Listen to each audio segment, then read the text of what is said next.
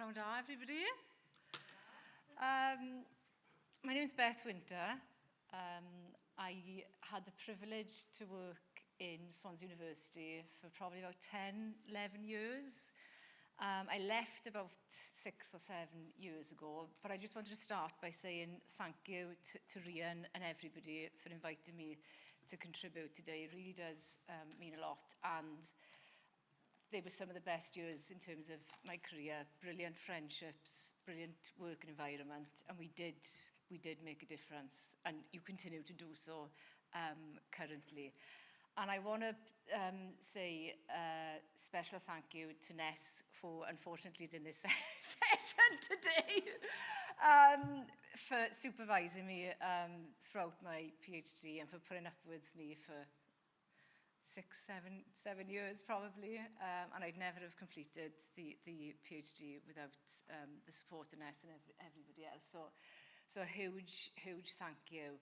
The second thing I just wanted to say was sorry, because I am quite rusty. I haven't worked in research, and I haven't actually looked at my PhD, if I'm being honest, for about 5 years, until last night and on the train coming down today. So please give me some sort of leeway in terms of the subject. And I think it's also important to give a bit of context, maybe, because I've got a background, firstly, in practice. I worked with homeless people and then did community work. I then did policy work with Trothwy and other housing providers, and then went into research. And for the last few years, I've been heavily involved in politics. And this is something that I want to cover in the presentation. So, yes. So how do I work the clicker? Sorry, I haven't done this for so long. The green one, okay. Yeah. This quote is at the front of my PhD, and this and the work of Mark's really has underpinned and driven all that I've done throughout my life. I'm lucky enough to have a very supportive political background and family, and I'm a very proud socialist, and whether I've worked in policy, practice, or research, this is what has driven me. And I'm sure, even if you're not a socialist, if you're in research, you were there to make a difference. You're not there for your research to sit on a shelf and gather dust. It is about changing society, and I think that applies to everybody who is here today. And for me, being a socialist, it is about creating a fairer, more inclusive, and a greener society for everybody. And this is a theme that ran through the PhD, having sort of revisited it in the last couple of days, and really has driven me. I've always had a sense of restlessness and a hunger for change, because we can change society. I mean, I went to a couple of sessions this morning, one about carers, and there was a statistic that was quoted that only about 2 or 3% of people have unpaid carers assessments in Wales. That is a travesty. If that statistic is true, that means 97% of unpaid carers do not have an assessment. We are going wrong somewhere in our society. Okay. So my PhD, which I'll talk about probably more briefly than I should, so apologies to those of you who are researchers here. The title was Social Exclusion Among Older People in Rural Areas, taking a multi-level and a life course perspective.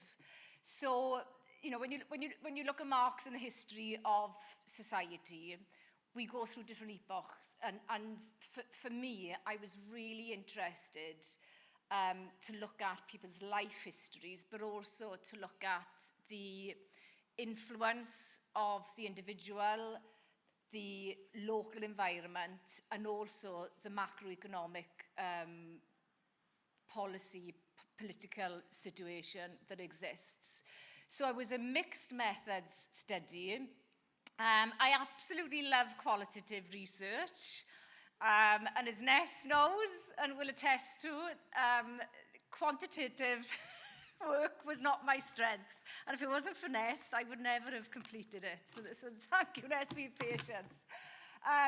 So I undertook case studies in 3 rural areas in Wales. And in those areas, I met a number of older people, aged 60. I think the oldest person was, I think they were 99 actually, and did life history interviews and focus groups, and then transferred their stories into life history calendars. I also use a lot of documentary evidence, and in terms of analysis, it was an interpretive phenomenological approach, I've said it, and we also did secondary analysis of the Grey and Pleasant land data. And there is a really good book that was produced a few years ago that Ness and others were involved with who haven't seen it, entitled that. So I'm going to jump now really to the conclusion of the research, but this really is a summary of what we found. And social exclusion has been subject to lots of different definitions, and I think before discussing this, it's probably worth me just reading out the definition that I used. So for me, social exclusion is defined as a situation which impacts on the well-being of older people and the equity and cohesion of ageing societies. It is multidimensional, a dynamic construct that varies in form and degree across the older adult life course, and it involves the interchange between multi-level processes and outcomes, leading to diminished access to the activities, resources and relationships, rights and choices available to the majority of people. So that is quite a comprehensive definition, and that was developed by Walsh et al. Kieran Walsh, who still works, I think Ness was just saying, in Ireland on social exclusion. So that's the definition that sort of informed everything that we did. So taking a life course perspective, and if you think about the history of capitalism, because obviously that was in the title of the presentation that I wanted to focus on today, speaking to the older people, it became apparent that over their life course, there have been 3 significant periods, and those were pre-Second World War, the interwar years primarily, post-Second World War, which is the Keynesian economic era, and then since late 70s, early 80s, we've had, and are still under the neoliberal system in the United Kingdom. And what became apparent was that during the different periods, the older people, the communities, and society more generally experience different types of social exclusion. So through the research, I identified 6 domains of social exclusion, which were material resources, social resources, leisure and cultural amenities, civic participation, cultural norms and beliefs. And those 6 domains were evident in different ways and affected people in different ways at different periods in time. As well as the domains, you have drivers, so the causes of social exclusion, and then the outcomes, the impact on the individuals. And Deb's just obviously done a very comprehensive, and your PhD was on loneliness, so one of the outcomes was loneliness. So drilling down into this in a bit more detail, during the pre-Second World War period, when the older people were during their childhood primarily, that period was characterised by lots of fun, lots of enjoyment, close communities, very strong cultures. And I was quite envious, actually, speaking to a lot of the older people, about how wonderful their childhood appeared to be. I mean, rose-tinted glasses are important to be wearing when people do talk about their pasts. But I think, you know, if you look and study the history of Wales, I'd say pre-Second World War, there was a collectivist culture, much more so than we have today. On the flip side, there was extremely high levels of poverty. So material deprivation was endemic, I would have said, particularly during the interwar years. So you had this almost juxtaposition where people were saying that they were happy, but life was tough, very, very tough. And I was speaking to people from mining communities and farming communities, so different pressures, but very similar in many regards as well. And at that time, we didn't have the welfare state, so people who were out of work had no form of support. There was very little support for the farming community in particular. It was very localised in terms of what people were able to do, but there was a lot of mutual support, so people were able to draw on each other during that period. So yeah, a mixture of experiences there. Then moving on to the Keynesian economic era, at a national level, as you all know, we had the foundation of the welfare state, the NHS, education became free for all. You know, so there was it was a much more progressive period. Full employment is often quoted. I don't think that was true, but better wages, more secure employment. So it was a good period, particularly in comparison with now, I would say. So people didn't feel material resources was not an issue for people. However, and I haven't got time to go through all of it in detail, people weren't, they were probably in the working period, the people I interviewed during this era, and the sense of community and collectivism was on the decline. There was a shift. There was a shift in terms of people's sense of belonging and sense of community during this period. But it's probably the period in which social exclusion was the least prevalent, I would say, during the post-war Keynesian period, based on the research that we undertook. And now we are suffering, and I will use that word, under neoliberalism. So, and this was definitely reflected in the interviews, focus groups, and I think the secondary data, the analysis that we did with GAPL. So, since Thatcher, we've had privatisation, deregulation. The last 20 years, there has been austerity, and we've still got a cost of living crisis. So people are struggling, and older people are struggling as much as anybody else, if not more in certain circumstances. So it has been, and it continues to be, a very, very difficult period. And there has been a definite shift from what we termed a collectivist society to an individualistic society. So, you know, Deb's done huge amount of research on loneliness and isolation, and that was reflected in the research that I did in terms of people's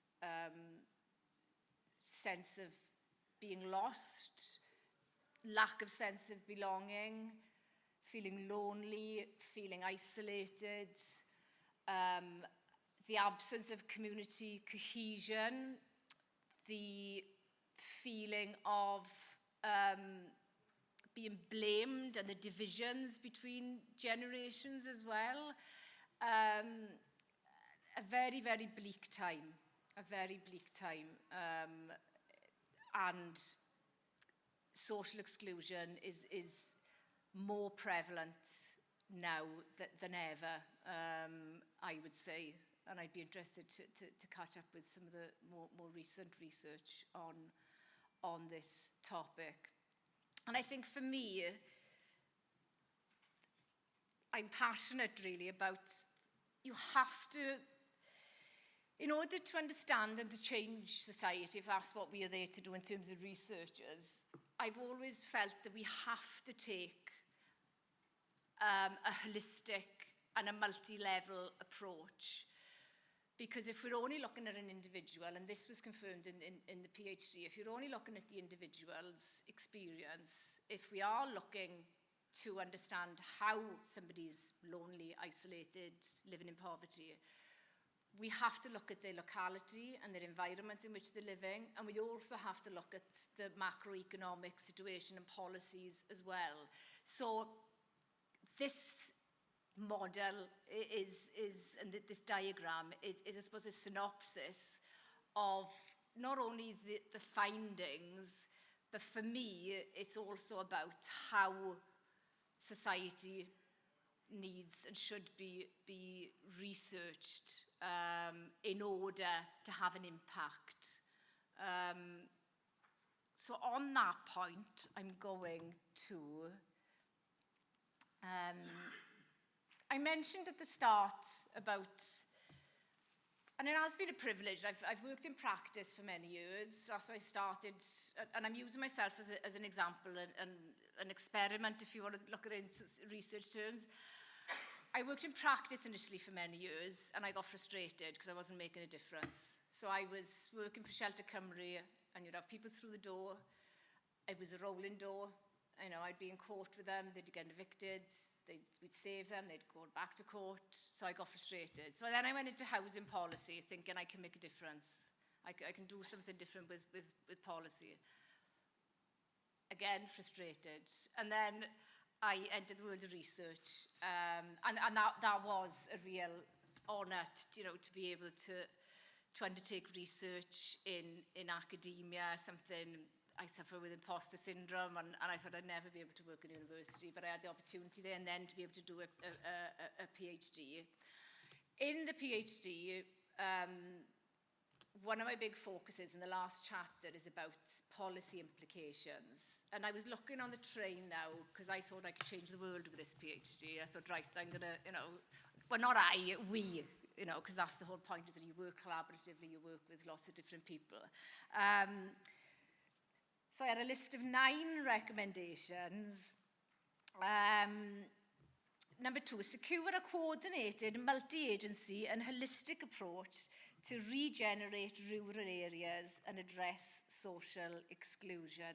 Challenge the prevailing austerity agenda. Review existing tools for measuring deprivation. Diversify the area. The list goes on and the list goes on. None of that has changed, and we're still in the same situation, if not worse, in my opinion. Obviously, that isn't based on evidence, although it's personal evidence. And then some of you will know that I became a member of Parliament. I'll say the term. For 5 years, and I thought, right, I'll use politics to change the world, and that didn't materialise. I won't say any more about that experience at this point.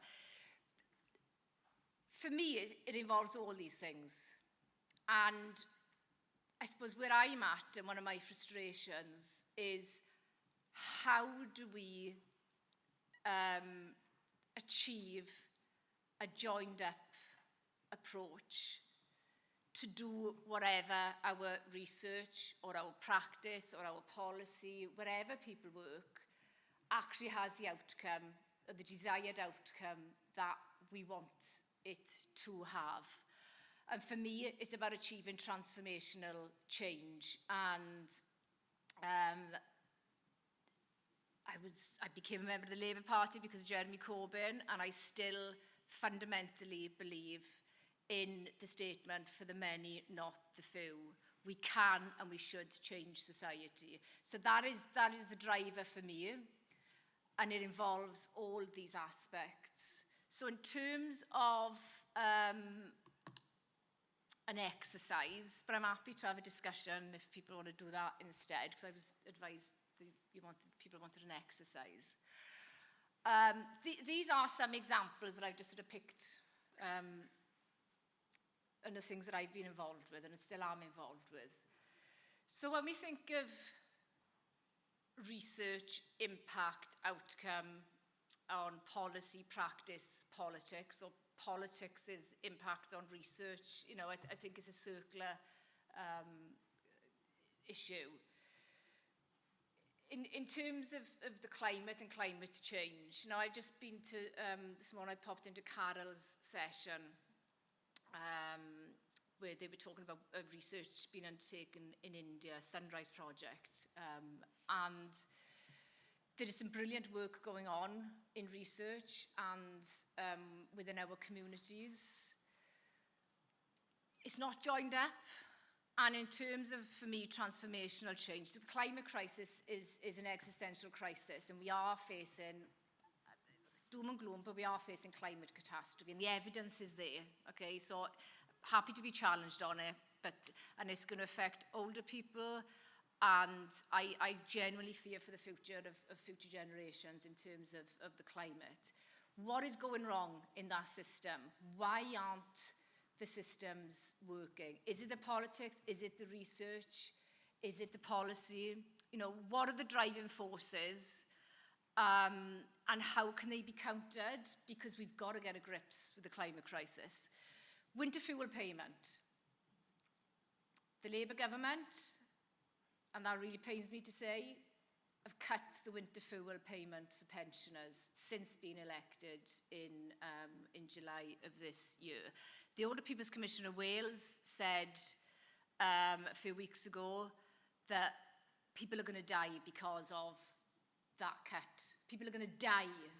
You know, we're not just talking about people suffering hardship. This is about life and death. How do we reach a stage then? And again, looking at research, policy, practice, and politics. What isn't working? Carers allowance, brilliant in the budget that it was increased by about £40, £50, but there's still a cliff edge. So if you're earning above that, is it £190 odd now? You lose it completely. You know, and we've got millions of unpaid carers, many of whom, including myself, are in this room today. Transport, another example which you can link to climate change. Employment, newid poblogaeth is population change, sorry, as when we speak Welsh. I tried my best with my Welsh, sorry. What opportunities are there? Precarious work, low paid, insecure work for our future generations. Where and how do we achieve this joined up approach for me to achieve transformational change and population change? And I look at this in two ways. You've got the in-migration, particularly to rural Welsh communities, and some of the people we interviewed during this research were Welsh language speakers, and there's very, very strong Welsh culture. And this is going back, was it about 10 years ago, Nestle did the research? I mean, it's a good few years ago, and I need to revisit them because the younger generations in those rural communities weren't using the language so much, and there was a lot of in-migration. But I also look at it in terms of migration internationally, because I'm an internationalist, a very proud internationalist, and we should be a nation of sanctuary. And again, we are failing. We are failing in terms of international migration. So I don't know if people want to go into groups or if people want to have an open discussion, but I'm genuinely interested in people's views, comments, disagreements with what I'm saying about where is the system failing and how can it be put right? What needs to change? And if you were here as researchers, what are those barriers? My fear is they're the same barriers that we faced when we were doing our PhD devs, but it may be different now. If you're from policy or practice, you know, what are those barriers to enable your work to actually have the impact, the desired impact that you want? And it's probably possibly different to me, which is changing society, and we can and we will do it. But yeah, I don't know if anybody's got any comments.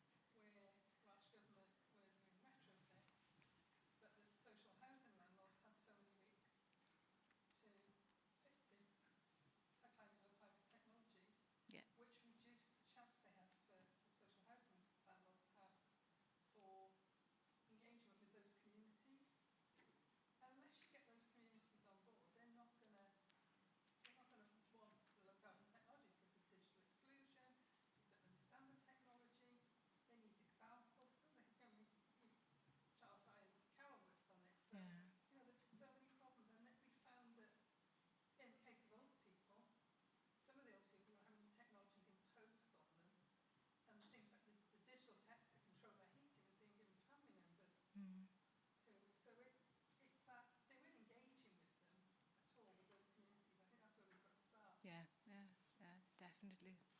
Thanks, Deb. Judith? Thanks, Beth. That was fantastic. And I agree with you on what you were saying. And I have two questions. One was around communities of identity, and particularly Welsh culture, language, which you addressed. But one of the things that I was talking about this morning, and I'd like to get your thoughts about this, was around Labour's 5 missions.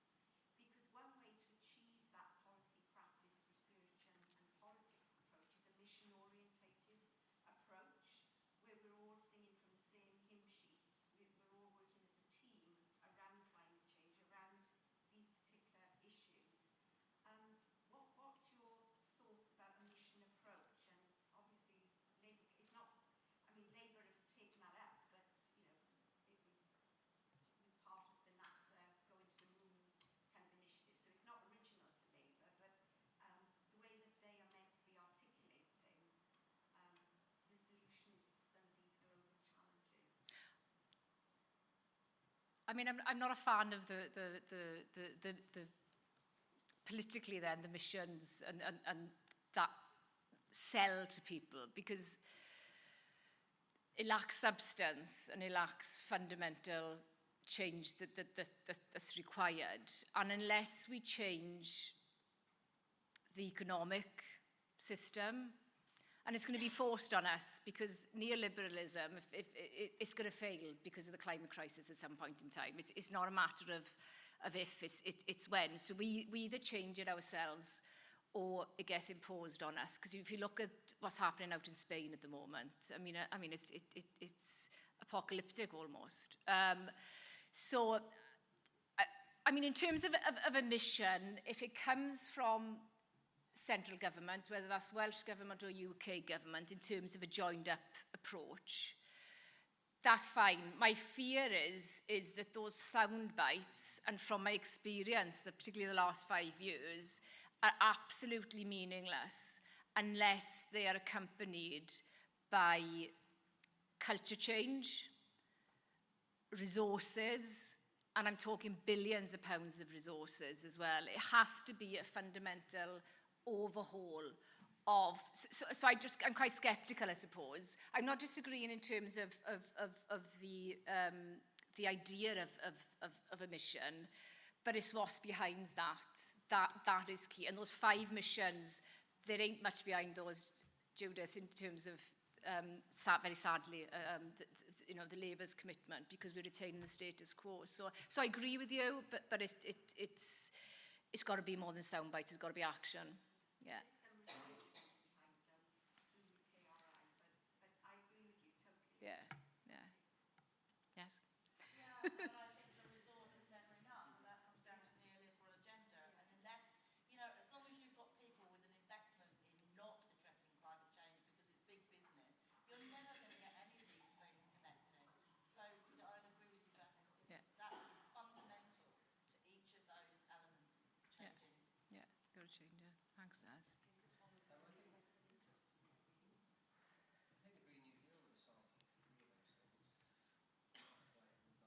like with regards to climate, with regards to local unemployment.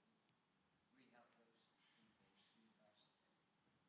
Is that the Green New Deal in the 2017 manifesto? Or the oh my God, sorry. Yeah, it was a huge investment in green technologies and infrastructure. Yeah. And we could be world leaders and Yeah. employ, create really good jobs. Yeah. Yeah. And yeah, tick off a load of those Yeah. things with that kind of.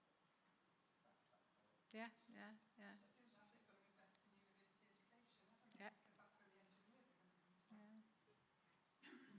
I'm agreeing with most of what's been said actually, but just picking up on the winter fuel payment or the restrictions on the winter fuel payment, I think it's missing something there. That what we're actually talking about is fuel poverty, which is attached to climate change and all that. Yeah. And prior to the last move on the winter fuel payment, older people were dying in Wales. Yeah. More older people will die in Wales because we haven't done anything about fuel poverty. And the 300 quid isn't the answer. No, I agree. Yeah. Yeah. So there needs to be a fundamental review then of the state of fuel poverty in Wales if we're going to actually not put a sticking plaster over it of 300 quid or the Christmas bonus or whatever else we're going to throw at older people. There needs to be a fundamental review of why are older people in our aged housing stock dying of cold in winter. Yeah. Yeah. We need to produce our own energy.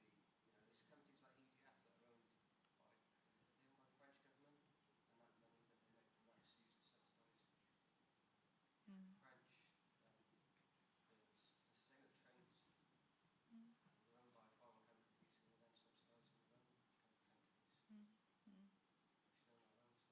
our own stuff.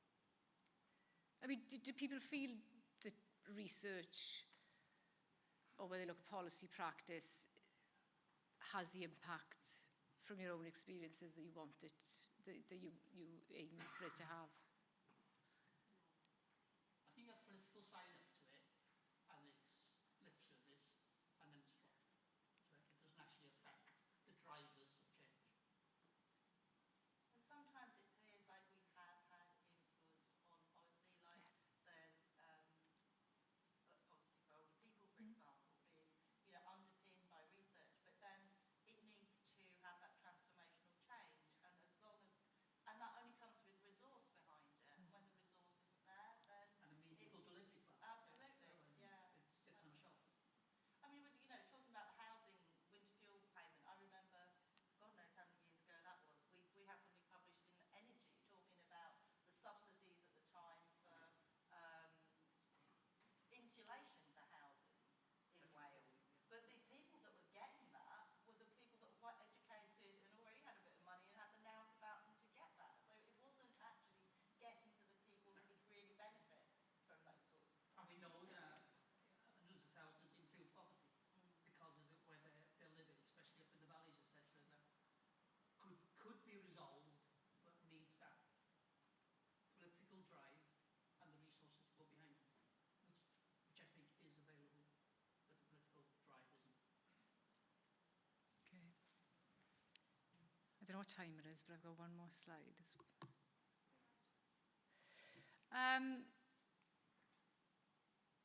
So where I'm at, I suppose, and looking forward, I'm going to jump to the third point.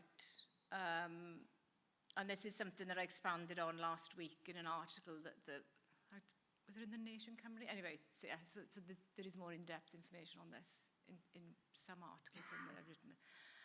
Not academic article. They're too hard for me to... Anyway, but seriously, the first thing is please, please, please, please At every opportunity you get, speak truth to power. There is absolutely no need in the 6th richest nation in the world for anybody to be in fuel poverty, for anybody to have to go to a food bank. How have we reached a situation where we've got more food banks than McDonald's in this country? I mean, it is an absolute disgrace. There is no need for this situation and this society, particularly in the United Kingdom, to be as it is. I quote this and I keep quoting this. A 1% tax on the super rich would raise in the region of £25 billion. It would wipe out the black hole that the current Chancellor keeps talking about, which I think is a misnomer anyway. And if the wealthy were taxed in the fair way that they should be, using all the available mechanisms to do so, you can raise around £260 billion. Now imagine what we could be doing with that in this country. Nobody would be suffering. Nobody should be suffering. So at every opportunity, whether it's through using your research and evidence or whether you're working in practice or policy, challenge. Because having been up in that bubble for the last 5 years, there is as much, if not more, expertise, care, compassionate, capable people in this conference than there is, and I'll include myself up in our bubble, up there, yeah? Please use every opportunity that you have. Secondly, get involved, whether it's in research, in your communities. If we are ever going to implement the change that I and other socialists believe passionately about, get involved in your communities. There's loads of volunteering opportunities if you have time to do so, or share your expertise in your local community. We've lost the sense of community, so by just going to an arts group or a bingo club and talking and meeting people in your community, that is so powerful. You know, we can't take anything away from the impact that can have. The other way of getting involved is, I'm involved with an initiative at the moment called Cymunedoli, which is in English communitisation, and it's around community wealth building. What is community wealth building? It is looking at how, rather than having our wealth and expertise and resources extracted, as they have been for the last 150 years in Wales, in all our communities, whether you look at the coal mines or the slates up in the north of Wales, Tata Steel now shutting down. Our history in Wales has been one of exploitation and extraction, and there is a lot of research on this if anybody begs to differ, which obviously I welcome challenge anyway, so please shout out if you disagree. So what we're looking to do across Wales is develop a community movement, political or non-political, it doesn't matter. If you believe that we should be generating, and you've just touched on this, the gentleman just there, if you think we should be generating our own wealth in our communities, because we've got vast natural resources here in Wales, and that fundamentally that wealth is then retained and reinvested within our communities, then please get involved when this goes live, I suppose. And it's been run by some fantastic people in West Wales, in Planed, and up in Blaenau Ffestiniog, who do some fantastic community wealth building stuff. And we've got links with Preston and other people. You've probably heard of the Preston model. So get involved. And your research experience and expertise can contribute so much to some of the work that's going on around that. And for me, build alliances. So if you're studying or you're doing a PhD or you're researching, during that research process, build links with those policy experts who you want to influence as a result of your research. And the same with practice. You know, when you finished your PhD or whatever the research study that you're doing it involves, during the process of doing it, get those links, build those alliances, because change is going to have to come from the grassroots. It's got to come from communities, and a bottom-up approach is how things are going to change. I've been up in that bubble for a number of years. It ain't going to come from Westminster or UK government. We've got to bring about the change ourselves in our communities, but it means working together. And forgive me for speaking as a politician for a moment. I've worked and continue to work with Plaid Cymru. I work with the Greens. I work with all parties on certain issues. So build those alliances in whatever area of expertise that you've got, because there is an urgency to this. There is a real urgency for us to start working collaboratively on these issues. I've probably gone over time, have I? And this is Raymond Williams. If you haven't read Raymond Williams' work, please do. I did struggle with it at first, but I mean, fascinating. Activist, writer, academic. He was I don't know, he did it all, I don't know. But to be truly radical is to make hope possible rather than despair inevitable. So please take that away, and if you do anything today, go and read some Raymond Williams, please. Diolch yn fawr. Diolch yn fawr.